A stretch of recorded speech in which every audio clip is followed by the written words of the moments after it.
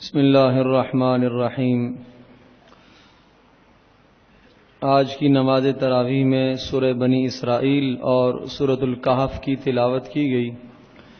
سورہ بنی اسرائیل کا جو موضوع ہے وہ یہ ہے کہ انسانوں کی زندگی کا دار و مدار انسانوں کے اعمال پر ہے، کہ انسانی زندگی کے جو فیصلے اور انسان کے اوپر جو اچھے اور برے حالات آئیں گے وہ اس انسان کے بدن سے نکلنے والے اعمال کی بنیاد پر آئیں گے۔ اگر اس کے بدن سے نکلنے والے اعمال اچھے اور درست اور بہتر ہوئے تو اللہ پاک کی جانب سے بھی حالات درست رہیں گے، اور اگر اس نے اپنے اعمال کو برباد اور خراب کیا تو پھر اس کے حق میں حالات اللہ کی جانب سے آنے والے بھی بہتر نہیں ہوں گے۔ چنانچہ اس سلسلے میں اللہ پاک نے دو تاریخ کے واقعے یہاں پر ذکر فرمائے ہیں۔ ارشاد فرمایا وَقَضَيْنَا إِلَى بَنِي إِسْرَائِيلَ فِي الْكِتَابِ لَتُفْسِدُنَّ فِي الْأَرْضِ مَرَّتَيْنِ وَلَتَعْلُنَّ عُلُوًّا كَبِيرًا۔ بنی اسرائیل کو اللہ تبارک و تعالی نے کتاب دی، تورات دی۔ موسیٰ علیہ السلام نبی بن کے مبعوث ہوئے۔ موسیٰ علیہ السلام کے بعد یہی کتاب چلتی رہی، نبی آتے رہے، یکے بعد دیگرے نبی آتے رہے۔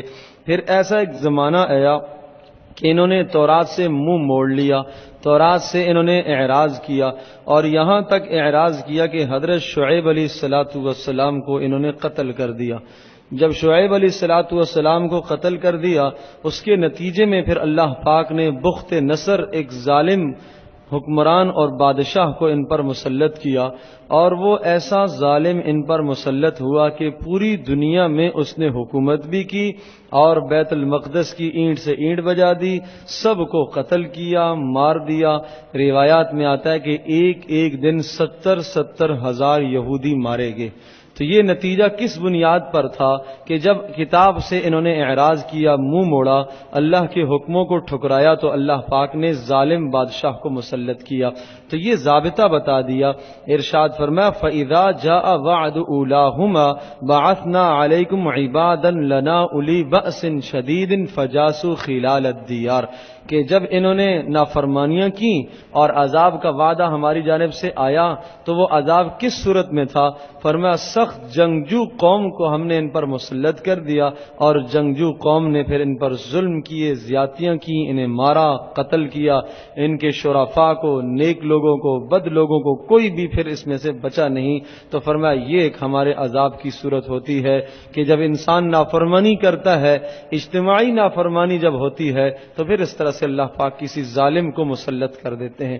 رسول اکرم صلی اللہ علیہ وسلم نے ایک حدیث میں اتنی وضاحت کے ساتھ یہ بات ارشاد فرمایا لوگوں، اللہ تبارک و تعالیٰ کا یہ ارشاد گرامی ہے کہ میں بادشاہوں کا بادشاہ ہوں، اور بادشاہوں کے دل میرے قبضہ قدرت کے اندر ہیں، اور جب تم میری اطاعت اور فرمانبرداری کرو گے تو میں بادشاہوں کے دلوں کو تمہاری طرف پھیر دوں گا، وہ تمہارے اوپر رحمت کریں گے، شفقت کریں گے، تمہارے ساتھ نرمی والا معاملہ کریں گے، اور اگر تم میرے حکموں سے اعراض کرو گے، منہ موڑو گے، تو پھر بادشاہوں کے دلوں کو میں تمہاری جانب سے کھینچ لوں گا اور وہ پھر تمہارے اوپر ظلم کریں گے، زیادتیاں کریں گے۔ فرمایا جب ایسے حالات آ جائیں بالکل واضح اور صراحت کے ساتھ ہے کہ اس موقع پر تم بجائے یہ کہ بادشاہوں کو کوسنا شروع کر دو اور برا بلا کہنا انہیں شروع کر دو، فرمایا میرے حکموں کی طرف رجوع کر لینا، میں تمہیں نیک صالح حکمران دے دوں گا۔ تو میرے عزیز دوستو اور بزرگوں، یہ انسان کے اعمال بد کا ہی نتیجہ ہوتا ہے۔ دوسرا واقعہ یہ ذکر فرمایا کہ پھر اس کے بعد ان لوگوں نے خیر اکثر تو مارے گئے، قتل ہو گئے، جو بیچارے بچا گئے انہوں نے توبہ کی، توبہ طائب ہوئے، اللہ تبارک و تعالیٰ کی طرف رجوع کی، اور پھر اس کے بعد نیکی کی زندگی گزارنے لگے، اور پھر ایک زمانہ آیا تو دوبارہ سے فساد مچا لیا انہوں نے۔ دوبارہ جب فساد ہوا تو پھر انہوں نے حضرت یحییٰ علیہ السلام کو قتل کیا۔ نبی کو قتل کرنا اتنا بڑا جرم تھا اتنا بڑا جرم تھا. ایک حدیث پاک میں آتا ہے کہ جب کوئی قوم کسی نبی کو قتل کرتی ہے تو اللہ تبارک و تعالیٰ اس کے بدلے میں 70,000 جانیں لیتے ہیں, جب جا کے اللہ کا غصہ ٹھنڈا ہوتا ہے. اور جب کسی نبی کے جانشین کو قتل کیا جاتا ہے تو اس موقع پر اللہ پاک 35,000 جانیں جب تک نہ لیں اللہ پاک کا غصہ غیظ اور غضب ٹھنڈا نہیں ہوتا. کہ نبی کا جو جانشین ہے, جسے نبی نے مقرر کیا ہے, اسے لوگ قتل کر دیں.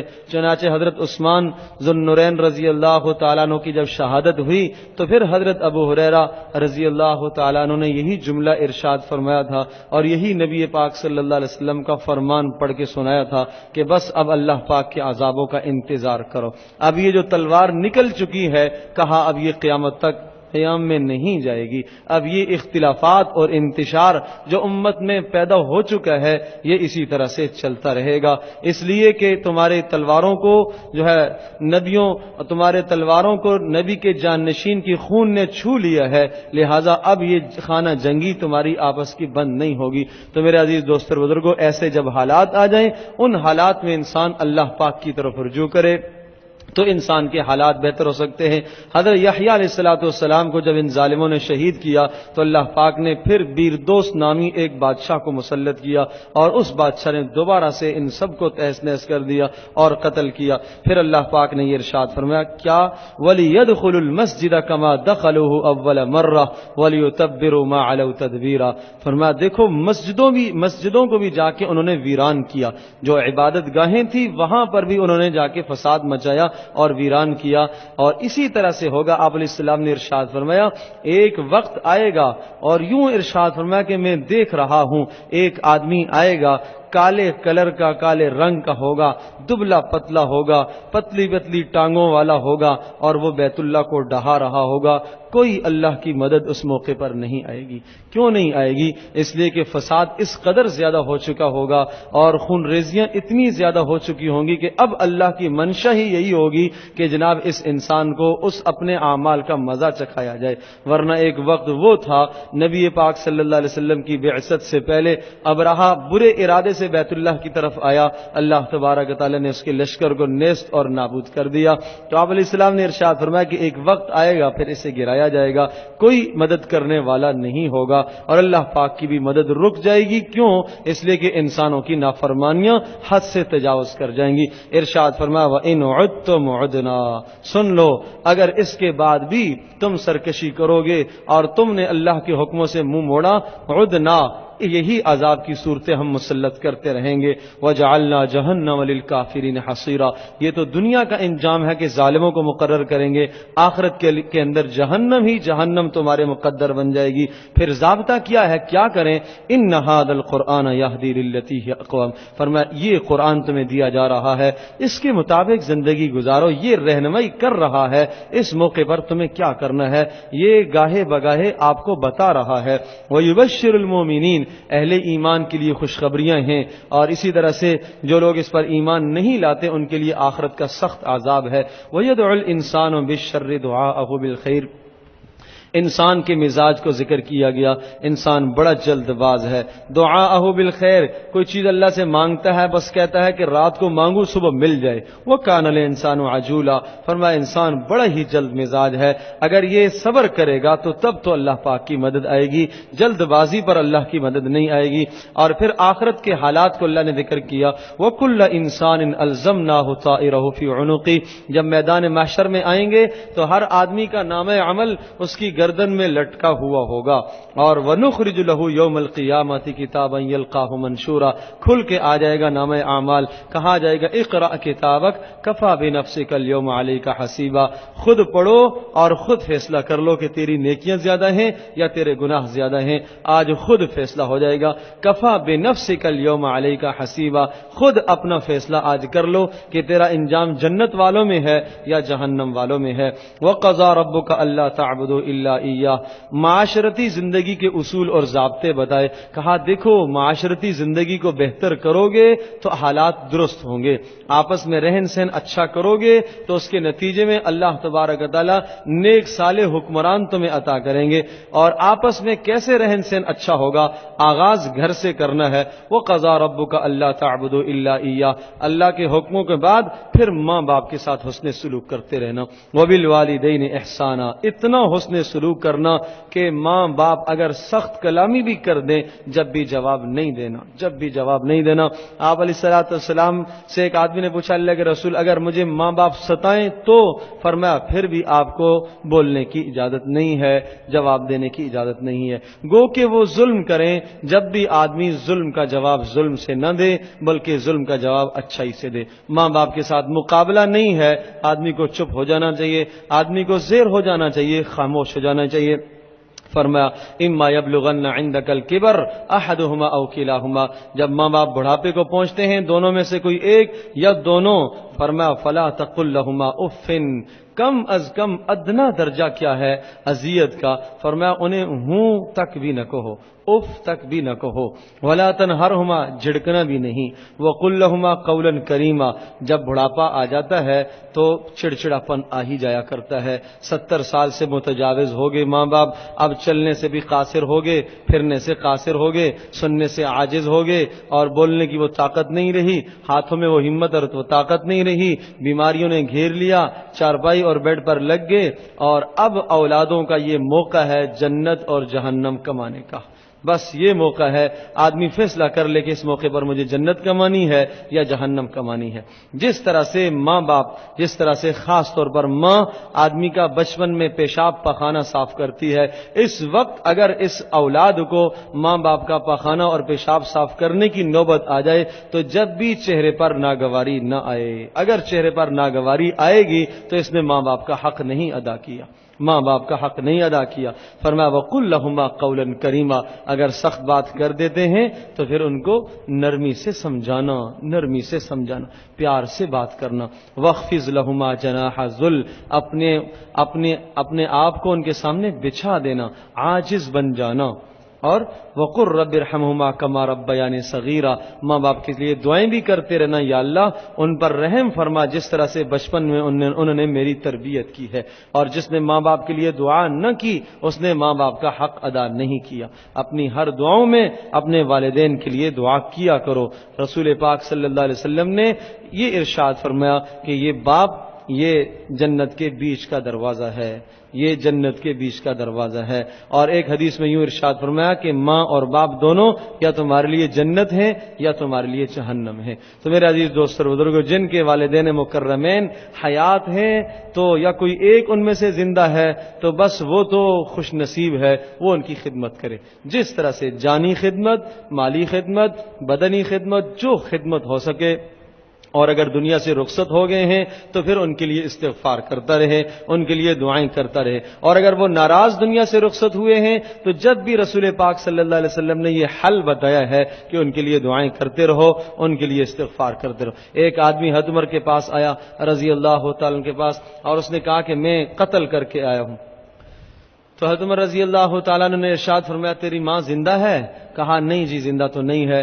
آپ نے ارشاد فرمایا اگر اس کی ماں زندہ ہوتی، ماں کے ساتھ حسن سلوک کرتا تو یہ گناہ معاف ہو جاتا ہے. اس کا کتنا بڑا جرم ہے، کتنا بڑا گناہ ہے. ماں کے ساتھ حسن سلوک اور نیکی کرنے کی بنیاد پر اللہ پاک یہ گناہ اس کا معاف کر دیں گے. ایک آدمی نبی پاک صلی اللہ علیہ وسلم کے پاس آتے ہیں، کہا اللہ کے رسول میں نے اپنی امی جان کو کندھے پہ اٹھایا، بیت اللہ کا طواف کرایا، 7 چکر لگوائے، صفا مروہ میں لے گیا، وہاں چکر لگوائے، کیا میں نے اپنی والدہ کا حق ادا کر دیا؟ آپ علیہ السلام نے ارشاد فرمایا نہیں، تیری ماں نے اس سے زیادہ تجھے اٹھایا تھا، اس سے زیادہ اٹھایا تھا.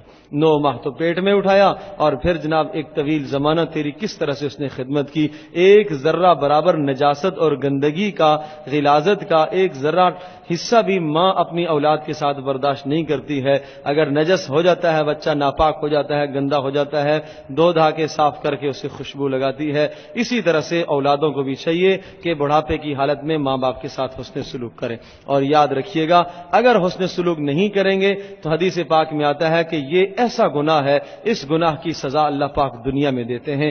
ایک سزا تو یہ آتی ہے کہ جس نے ماں باپ کی نافرمانی کی، اس کی اولادیں بھی اس کی نافرمانی کریں گی۔ دوسری سزا یہ آتی ہے کہ ماں باپ کے نافرمان پر اللہ تبارک تعالیٰ رزق کی تنگی کر دیتے ہیں، وہ ساتھ کبھی بھی نہیں ہوتی، جتنا بھی مال کما لے گا پھر بھی اس کا حساب کتاب برابر نہیں ہوگا۔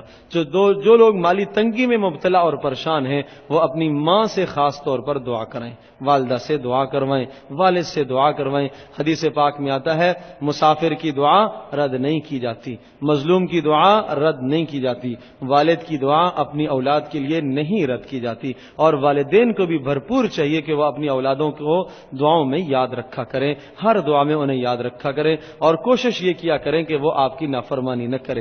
پھر اگلا حکم یہ سنایا وَآتِ ذَا الْقُرْبَى حَقَّهُ وَالْمِسْكِينَ وَابْنَ السَّبِيلِ، دیکھو قرابت داروں کا بھی خیال رکھنا، ماں باپ کے بعد اور جو تمہارے رشتہ دار ہیں، بھائی ہیں، بہنیں ہیں۔ اس لیے شریعت نے بتایا کہ زکوٰۃ اگر آپ کے پاس ہے اور نصاب آپ کے پاس پورا ہے تو سب سے پہلا حق آپ اپنے بھائیوں کو زکوٰۃ کا دیکھیں، اپنی بہنوں کو زکوٰۃ دیں، اپنی خالاؤں کو زکوٰۃ دیں، پھوپھیوں کو زکوٰۃ دیں، جو قریبی رشتہ دار ہیں، دوہرا اجر آپ کو ملے گا، آپ کی زکوٰۃ بھی ادا ہوگی، قرابت داریوں کا حق بھی پورا ہوگا، لیکن شرط یہ ہے کہ وہ زکوٰۃ کے مستحق ہوں، وہ غریب ہوں، تو پہلے انسان اپنے رشتہ داروں کو دیکھے۔ اور ارشاد فرمایا وابن مساکین، فقراء اور مسافروں کا بھی خیال رکھنا، ولا تبذر تبذیرا، دیکھنا تبذیر نہ کرنا، اسراف نہ کرنا۔ اسراف کیا ہے؟ اسراف یہ ہے کہ جہاں مال خرچ کرنے کی جگہ ہے وہاں مال خرچ کر رہا ہے۔ ایک آدمی کے گھر میں ضرورت یہ ہے کہ وہ 2 روٹیاں پکائے، لیکن ایک آدمی 4-6 روٹیاں بنا کے لے آتا ہے، یہ اسراف میں شامل ہے، اسراف میں شامل ہے۔ اسی طرح سے ایک اور چیز ہے تبذیر۔ تبذیر کس کو کہتے ہیں؟ تبذیر یہ ہوتا ہے کہ وہاں مال خرچ کرنے کی جگہ ہے ہی نہیں ہے، مصرف نہیں ہے، پھر بھی خرچ کر رہا ہے، یہ تبذیر ہے۔ نافرمانی میں، گناہ کی چیزیں خرید کے گھر میں لے آتا ہے، گناہ کی چیزیں، گناہ کے مواد گھر میں خرید کے لے آیا ہے، یہ تبذیر کہلاتا ہے۔ فرمایا ان المبذرین کانوا اخوان الشیاطین، دیکھنا تبذیر کرنے والے یہ شیطانوں کے بھائی ہوا کرتے ہیں۔ وکان الشیطان لربہ کفورا، اور شیطان تو رب کا ناشکرا ہے، تم شیطان کا ساتھ کیوں دیتے ہو؟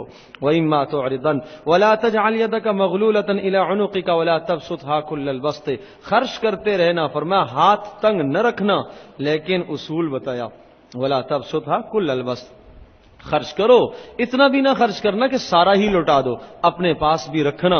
وَلَا تَبْسُطْهَا كُلَّ الْبَسْطِ، کہ آج تو جذبہ آیا سارا خرچ کر دیا اور کل خود مانگتا پھر رہا ہے، فرمایا ایسا بھی نہ ہو، ٹھیک ہے جو آپ کی اپنی ضرورت ہے وہ آپ اپنے پاس رکھیے، جو اضافی ہے اسے خرچ کر دیجئے، اور پھر فرمایا کہ خرچ کرو گے تو تنگی سے نہ ڈرنا، ان ربک یبسط الرزق، تیرا پروردگار وہ رزق کی وسعت کرنے والا ہے، لمن یشاء، جس کے لیے چاہے گا وسعت کرے گا اور جس کے لیے چاہے گا تنگ کر دے گا۔ اگلا حکم سنایا ولا تقتلوا اولادکم خشیۃ املاق، دیکھو فقر و فاقے کے ڈر سے اپنی اولادوں کو قتل نہ کرنا، فقر و فاقے کے ڈر سے اپنی اولادوں کو نہ مارنا۔ مکہ کے اندر جو مشرک تھے وہاں یہ ترتیب ہوتی تھی کہ عام طور پر بچیوں کو قتل کر دیا کرتے تھے، اور بعض لوگ بچوں کو بھی قتل کر دیتے تھے کہ جناب یہ کھائے گا کیسے، تو یہ منع کیا کہ دیکھو فقر و فاقے کے ڈر سے اپنی اولادوں کو قتل نہ کرنا۔ اس زمانے میں وہ قتل تو نہیں ہے، لیکن جو منصوبہ بندی کے جو اسباب اختیار کیے جاتے ہیں اس سوچ کے تحت تو یہ بھی قتل کے زمرے میں آتا ہے، اس سے بھی منع کیا گیا ہے۔ اور اسی طرح سے اولاد کو دینی تعلیم سے بالکل محروم کرنا کہ اگر یہ دینی تعلیم حاصل کرے گی تو یہ کھائے گی کیا اور کہاں سے کھائے گی، یہ بھی اولاد کو قتل کے زمرے میں آتا ہے، اس سے بھی بچایا گیا۔ وَلَا تَقْرَبُوا الزِّنَا إِنَّهُ كَانَ فَاحِشًا، اگلا حکم سنایا، کہا دیکھو زنا کے قریب تک نہ جانا، وہ اسباب نہ اختیار کرنا جو زنا کی طرف لے کے جاتے ہیں۔ وَلَا تَقْتُلُوا النَّفْسَ الَّتِي حَرَّمَ اللَّهُ إِلَّا بِالْحَقِّ، کسی جان کو مت مارنا، یہ بڑا ظلم ہے، اس سے اپنے آپ کو بچانا۔ وَلَا تَقْرَبُوا مَالَ الْيَتِيمِ، یتیم کے مال کے قریب مت جانا۔ وَأَوْفُوا بِالْعَهْدِ، وعدوں کو پورا کرنا۔ وَأَوْفُوا الْكَيْلَ إِذَا كِلْتُمْ وَزِنُوا بِالْقِسْطَاسِ الْمُسْتَقِيمِ، اور دیکھو ناپ تول میں کمیاں نہ کرنا، اس کا خاص خیال رکھنا۔ وَلَا تَقْفُ مَا لَيْسَ لَكَ بِهِ عِلْمٌ، کسی کی ٹوہ میں نہ پڑنا، جن باتوں کے بارے میں آپ کو معلوم نہیں ہے تجسس میں نہ پڑنا، ٹوہ میں نہ پڑنا، مسلمان کے عیوب مت تلاش کرنا۔ رسول پاک صلی اللہ علیہ وسلم نے ارشاد فرمایا جو کسی مسلمان کا عیب تلاش کرتا ہے اللہ پاک اس کا عیب تلاش کرنے میں لگ جاتے ہیں، اور جس کا عیب اللہ پاک تلاش کرنے میں لگ جاتے ہیں اللہ گھر بیٹھے بیٹھے اسے رسوا کر دیتے ہیں۔ یہ گھر بیٹھا ہوا ہوگا، ذلت اور رسوائی کا فیصلہ اس کے لیے ہو جائے گا۔ تو اس لیے فرمایا ولا تقف ما لیس لک بہ علم، ایسی باتوں کے پیچھے نہ پڑنا جن کے متعلق آپ کو معلومات نہیں ہیں۔ ان السمع والبصر والفؤاد کل اولئک کان عنہ مسئولا، دیکھو کانوں کے متعلق پوچھا جائے گا، اور آنکھوں کے متعلق پوچھا جائے گا، دل کے متعلق تم سے پوچھا جائے گا۔ نبی پاک صلی اللہ علیہ وسلم کے سامنے ایک آدمی نے دیکھیں گناہوں پر پردہ ڈالو، عیوب پر پردہ ڈالو، آپ علیہ السلام کے پاس ایک آدمی آئے، انہوں نے آ کے صراحتاً اقرار کیا کہ اللہ کے رسول مجھ سے زنا ہو گیا، اس جرم کا اقرار کر رہا ہے۔ آپ علیہ الصلوۃ والسلام نے پردہ ڈالنے کی کوشش کی، ایک دوسری طرف چہرہ پھیر لیا، پھر ادھر سے آئے کہ اللہ کے رسول زنا ہو گیا، آپ علیہ السلام نے پھر چہرہ پھیر لیا، پھر اس نے کہا 4 مرتبہ اس نے آ کے نبی پاک صلی اللہ علیہ وسلم کی مجلس میں جرم کا اقرار کیا، آپ علیہ السلام نے ہر بار چہرہ پھیر لیا ہے، پردہ ڈالنے کی کوشش کی۔ پھر اس کے بعد آپ علیہ الصلوۃ والسلام نے اس سے زنا کی تعریف پوچھی، زنا ہوتا کیا ہے؟ لعلک قبلتھا، کیا ایسا تو نہیں ہے کہ کہیں آپ نے بوسہ لے لیا ہو اس سے تو نے زنا کی، اس زنا شمار کیا ہے؟ او لمستھا، یا کہیں ایسا تو نہیں ہے کہ تو نے چھو لیا ہے اور اس کو تو نے زنا شمار کیا ہے؟ آپ علیہ السلام کوشش کر رہے ہیں پردہ ڈالنے کی، لیکن اس نے ہر اعتبار سے کہا اللہ کے رسول نہیں مجھ سے یہ جرم ہو گیا ہے۔ پھر آپ علیہ الصلوۃ والسلام نے حد جاری کرنے کا حکم فرمایا۔ تو معلوم یہ ہوا کہ مسلمانوں کے عیوب پر پردہ ڈالنے کی کوشش کی جائے، گناہ سامنے آ جائے حتی الامکان کوشش کرو اسے پردہ ڈالنے کی۔ ہاں کسی کا ایسا گناہ ہے کہ جس گناہ پر اگر ہم پردہ ڈالیں گے تو معاشرے میں بگاڑ پیدا ہوگا، دوسرے لوگوں کو نقصان ہوگا، وہاں پھر متعلقہ آدمی کو آدمی بتلا دے اور اس کا اظہار کرنے میں کوئی حرج نہیں ہے۔ ولا تمشی فی الارض مرحا، اگلا حکم یہ سنایا دیکھو تکبر نہ اختیار کرنا، اکڑ کر زمین میں مت چلنا۔ انک لن تخرق الارض ولن تبلغ الجبال طولا، اکڑنے سے کیا فائدہ ہے؟ نہ تو اکڑ کر تم زمین کو پھاڑ سکتے ہو اور نہ تم پہاڑوں کی بلندیوں کو چھو سکتے ہو، تو کیا فائدہ اکڑنے کا؟ تم تو انسان ہو، مٹی سے بنائے گئے ہو، تمہاری حقیقت مٹی ہے، تمہاری حقیقت پستی ہے، مٹی کے اندر پستی ہوتی ہے، تو تم اپنے آپ کو جو ہے تکبر میں مبتلا نہ کرنا۔ جس آدمی کے دل میں رائی کے دانے برابر بھی تکبر ہوگا، حدیث پاک میں آتا ہے وہ جنت میں داخل نہیں ہوگا۔ اور آپ علیہ الصلوۃ والسلام نے بتایا ہے تکبر کیا ہوتا ہے، ارشاد فرمایا کہ حق کو چھپانا، لوگوں کو حقیر سمجھنا، یہ تکبر ہے۔ تو ان تمام باتوں سے روکا گیا، کہا دیکھو یہ معاشرتی زندگی آپ کو دی جا رہی ہے، ان اصولوں کے مطابق زندگی گزارو، تمہارا معاشرہ بہتر ہوگا۔ پھر ارشاد فرمایا وَلَقَدْ صَرَّفْنَا فِي هَذَا الْقُرْآنِ لِيَذَّكَّرُوا، قرآن میں قسم قسم کی اللہ نے مثالیں ذکر کی ہیں، اور ان مثالوں میں ایک یہ بھی ہے کہ یہ لوگ یہ کہتے ہیں کہ مرنے کے بعد کیسے زندہ کیے جائیں گے، مٹی بوسیدہ ہو جائیں گے، کیسے زندہ ہوں گے؟ کہہ دیجئے قُلْ كُونُوا حِجَارَةً أَوْ حَدِيدًا، تم تو انسان ہو، مٹی کے ہو، اگر تم لوہا بن جاؤ، اگر پتھر بن جاؤ، اس سے بھی کوئی سخت مخلوق بن جاؤ، جب بھی اللہ تبارک تعالیٰ تمہارے اندر روح کو ڈال دے گا، وہ قادر ہے، وہ لوہے کو بھی اللہ تبارک تعالیٰ چلا سکتا ہے، وہ پتھر کے اندر بھی روح ڈال سکتا ہے، وہ بے جان لکڑی کے اندر بھی روح ڈال سکتا ہے، وہ ان تمام باتوں پر قادر ہے، لہذا تم اس معاملے میں شک نہ کرنا کہ آخرت کا معاملہ کیسے ہوگا۔ اور پھر ایک یہ بات بھی سنائی، ارشاد فرمایا افامنتم ان یخسف بکم جانب البر او یرسل علیکم حاصبا، دیکھو نافرمانیاں کر کے مطمئن مت بیٹھ جانا، اللہ پاک قادر ہے آسمان سے کوئی عذاب کی صورت برسا دے اور تم کیا کر سکو گے؟ ام امنتم ان یعیدکم فیہ تارۃ اخری فیرسل علیکم قاصفا من الریح، کہ آسمان سے ایک ہوا آ جائے اور اس ہوا کے جھونکے میں سارے کے سارے ہلاک ہو جاؤ۔ ارشاد فرمایا کہ دیکھو ہم نے تمہیں تکریم دی ہے، وَلَقَدْ كَرَّمْنَا بَنِي آدم، انسان کو ہم نے سب سے افضل بنایا ہے، اس افضل ہونے کے ناطے سے تو خیال کرو، اللہ پاک کے حکموں کو بجا لاؤ۔ اور پھر اللہ پاک نے مشرکین کی ہٹ درمی کو ذکر کیا کہ یہ حال ہو گیا تھا، نبی پاک صلی اللہ علیہ وسلم کو اتنا تنگ کیا، یہاں تک کہنے لگے کہ ہمارے سامنے آپ آسمان پر چڑھیے اور آسمان سے کتاب لے کے آئیے، پھر ہم آپ کو اللہ کا رسول مانیں گے۔ رسول کہا کہنے لگے یہ کیسا رسول ہے، یہ تو انسان ہے، یہ تو ہماری طرح کا انسان ہے، چلتا پھرتا دیکھتا انسان ہے۔ ارشاد فرمایا قل لو کان فی الارض ملائکہ، ان سے پوچھئے زمین میں چلنے والی مخلوق انسان ہے یا فرشتے ہیں؟ زمین میں چلنے والے جب انسان ہیں اور وہ خاکی مخلوق ہے، وہ نوری مخلوق نہیں ہے، تو پھر اللہ تبارک تعالیٰ نے جو رسول بھیجا ہے وہ بھی انسان ہی بھیجا ہے، وہ بھی خاکی مخلوق اللہ نے بھیجی ہے، نوری مخلوق نہیں ہے۔ فرمایا قل لو کان فی الارض ملائکۃ یمشون مطمئنین، ان سے کہہ دیجئے اگر زمین میں چلنے والے فرشتے ہوتے، لنزلنا علیہم من السماء ملکا رسولا، ہم آسمانوں سے ان کے لیے جو رسول بھیجتے وہ بھی فرشتہ ہوتا، وہ بھی نور ہوتا، لیکن چونکہ زمین میں چلنے والے انسان ہیں اسی مناسبت سے ہم نے ان کے لیے رسول بھی بھیجا۔ اس کے بعد سورۃ الکہف ہے۔ سورۃ الکہف کا جو موضوع ہے وہ دجال کے فتنے اور مادی اسباب اور ایمانی طاقت، بس یہ اس کا موضوع ہے کہ انسان کے پاس اگر ایمانی طاقت ہوگی اور ایمانی کیفیات ہوگی تو دنیا کا کوئی فتنہ اسے نقصان نہیں پہنچا سکتا۔ جتنی گمراہی کے اسباب سامنے آ جائیں، اگر اس کا ایمان قوی اور مضبوط تر ہوا تو اسے کوئی نقصان نہیں ہوگا۔ پھر اللہ پاک نے ایک واقعہ ذکر کیا، اصحاب کہف کا واقعہ، کہ یہ وہ لوگ تھے کہ جنہوں نے اپنے ایمان کو بچانے کی خاطر غار میں جا کے پناہ لی، اللہ پاک نے ان کے اوپر نیند مسلط کر لی، 309 سال غار کے اندر سوئے رہے۔ عجیب ارشاد فرمایا کہ وَتَحْسَبُهُمْ أَيْقَاظًا وَهُمْ رُقُودٌ وَنُقَلِّبُهُمْ ذَاتَ الْيَمِينِ وَذَاتَ الشِّمَالِ، وہ کروٹیں بھی بدل رہے ہیں، دائیں بائیں ہو رہے ہیں، آندیاں بھی چل رہی ہیں۔ اور ارشاد فرمایا کہ وَتَرَى الشَّمْسَ إِذَا طَلَعَتْ تَزَاوَرُ عَنْ كَهْفِهِمْ ذَاتَ الْيَمِينِ وَإِذَا غَرَبَتْ تَقْرِضُهُمْ ذَاتَ الشِّمَالِ، اللہ پاک نے سورج کی روشنی سے بھی انہیں محفوظ رکھا۔ فرمایا جب سورج طلوع ہوتا تھا تو غار کے کنارے سے ہو کے طلوع ہوتا، اندر دھوپ نہیں پڑتی تھی۔ غروب کے موقع پر بھی اس طرح سے غروب ہوتا کہ اندر دھوپ نہیں پڑتی تھی۔ یہ وہاں آرام سے سوئے ہوئے ہیں، آرام سے زندگی گزار رہے ہیں، سو رہے ہیں۔ تو 309 سال کے بعد جب اللہ پاک نے انہیں اٹھایا، آپس میں پوچھنے لگے کتنا وقت ہو گیا؟ کہا آدھا دن ہے شاید۔ دوسرے نے کہا کہ نہیں 1 دن ہو گیا۔ کہا چھوڑو اس بحث کو، چلو پیسے لو اور جا کے بازار سے کوئی کھانا لے کے آؤ۔ چھپ چھپ کے جانا، اس لیے کہ بادشاہ نے کہا تھا مجھے سجدہ کرو۔ بادشاہ کے دربار میں گئے اور بادشاہ نے اپنے سامنے سجدہ کرنے کا کہا، اس لیے یہ روپوش ہو گئے۔ انہوں نے کہا ہم تجھے سجدہ نہیں کر سکتے، ہم تو اللہ کو سجدہ کریں گے۔ پھر بادشاہ نے قتل کا جو ہے فیصلہ کر لیا، تو یہ چھپ گئے جا کے غار کے اندر۔ تو آپس میں باتیں کر رہے ہیں کہ دیکھو جانا، چھپ چھپ کے جانا، کہیں ایسا نہ ہو کوئی بادشاہ کا کارندہ تمہیں پکڑ لے۔ چنانچہ 300 سال گزر چکے، نظام ہی بدل گیا، حکومتیں ہی بدل گئیں، نسلیں ہی ختم ہو گئیں، نئی نسلیں آ گئی ہیں۔ جب یہ بازار میں ایک آدمی جاتا ہے اور سکہ جا کے دکان میں دیتا ہے اور اپنا راشن خریدتا ہے تو سکے پر 300 سال پرانی سن لکھی ہوئی ہے۔ وہ حیران ہو، بھئی کہاں سے لے آیا ہے تم سکہ؟ اس نے کہا یہ تو ابھی کا ہے۔ اسے کیا معلوم تھا کہ میں جناب 309 سال سو کے آیا ہوں اور 309 سال کے بعد آ رہا ہوں، یہاں کا نظام ہی بدل گیا ہے۔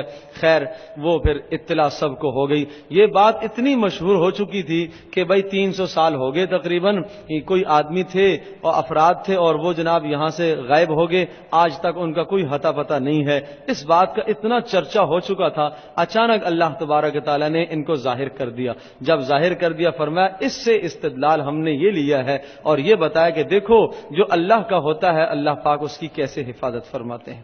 ایک بات تو یہ سمجھ میں آئی۔ دوسرا یہ سبق دیا ہے کہ دیکھو جس طرح سے 309 سال کے بعد اللہ پاک نے انہیں اٹھایا اور زندہ کیا، اسی طرح سے مرنے کے بعد دوبارہ بھی تمہیں اٹھا لے گا۔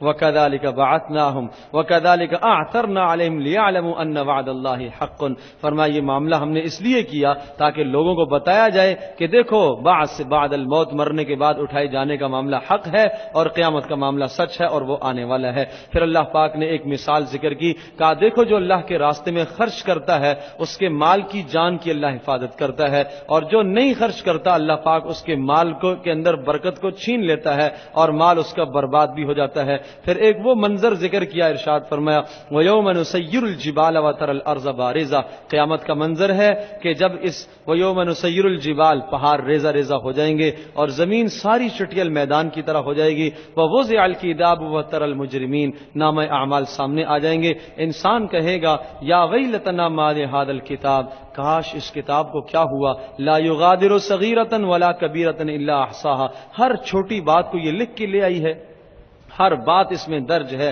وَوَجَدُوا مَا عَمِلُوا حَاضِرًا، فرمایا جو کچھ انسان نے کیا ہوگا وہ سارا عمل سامنے پا لے گا. وَلَا يَظْلِمُ رَبُّكَ أَحَدًا، تیرا پروردگار اس دن کسی پر ظلم نہیں کرے گا. اپنے کیے کا ہر انسان کو بدلہ ملے گا. اچھائی کی ہے تو اچھے بدلے ملیں گے، اور برائی کی ہے تو پھر سخت سزائیں اللہ پاک کے یہاں مقرر ہیں. اللہ تبارک و تعالی ہمیں سمجھنے اور عمل کرنے کی توفیق نصیب فرمائے.